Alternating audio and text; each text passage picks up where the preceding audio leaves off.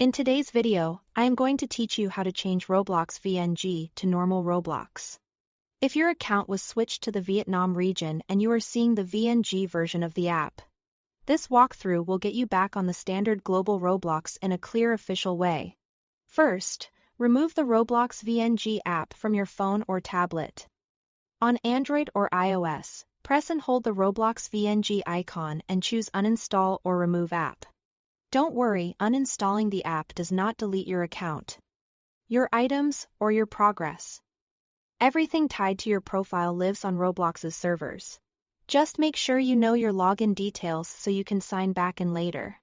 Next, reach out to Roblox support through the official Roblox support forum in your web browser. Enter your username and a contact email you have access to. For the question about what platform you are having the issue on, choose the device you use, like Android or iOS. When you get to the Help category, select the account-related section and then choose Change My Location.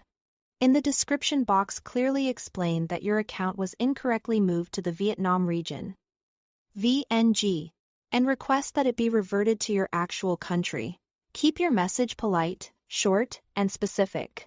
Include any brief context that helps them understand the mistake, and make sure the email you provide can receive replies. Do not include passwords or any sensitive information. Roblox support will never ask for those. After you submit the form, wait for a response. Roblox support typically replies by email within a few days, though times can vary. Keep an eye on your inbox and spam or junk folders. If they ask follow-up questions to verify ownership or confirm your location, respond promptly and accurately.